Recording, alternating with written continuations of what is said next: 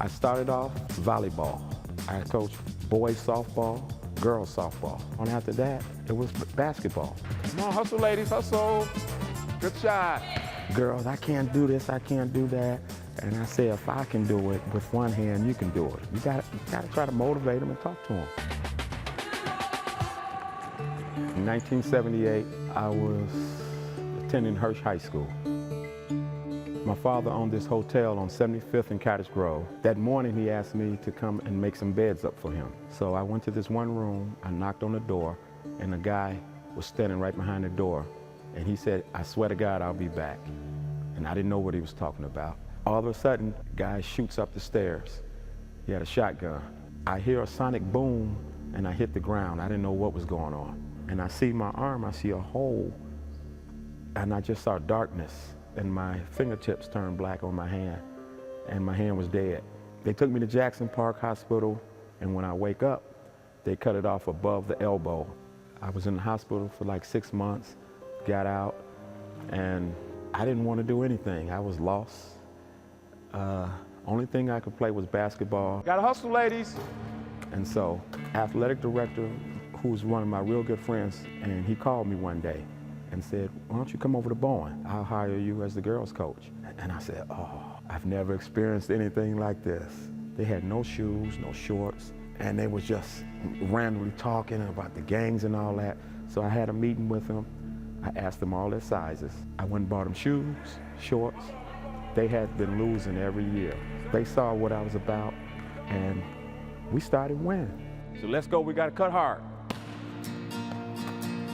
Come on, over the front of the rim, ladies. I mean, it feels great because he's a good coach. He motivated, like telling us like that we know we can do what he telling us to do. They just needed motivation. My first year, we went 14-0, won our conference, and went to state, won 2 games in state. He treats us more than like players. He treats us like his daughters, take us to church on Sundays, then breakfast, then practice. I just like giving. People tell me to stop doing it. People hate me for doing it. But that's how I was brought up. Coach, thank you for everything. Love you. I just love it. I love doing for the kids. It's all about them, and that's what I'm gonna do. Come on, let's go, ladies.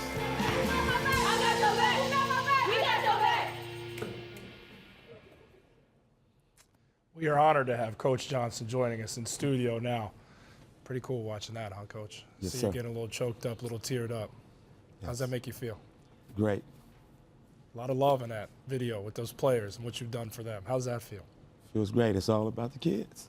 Yeah, you really felt like you had a calling after, you know, your brush with death to get into coaching. How rewarding has that been for you? And I've been shot, I've been robbed, I've been carjacked, and I've been lied on by the police. And I'm still here. And, you know, I work at Gwendolyn Brooks in the morning, and then I go to Bowen, where I think they really need me.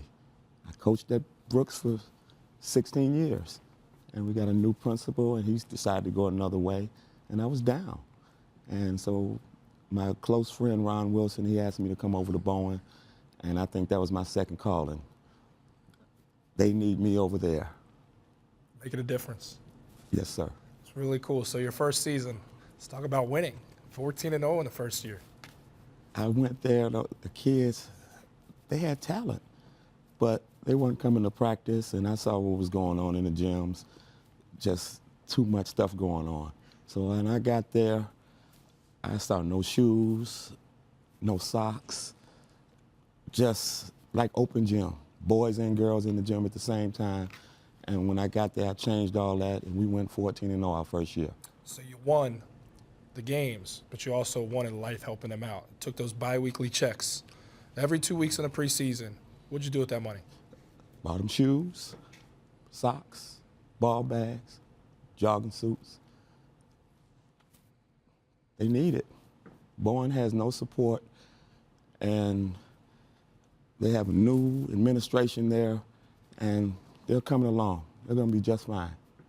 So you feel like all that you're doing for the program, there's still probably a lot more that needs to be done. You could probably use some support, I would imagine.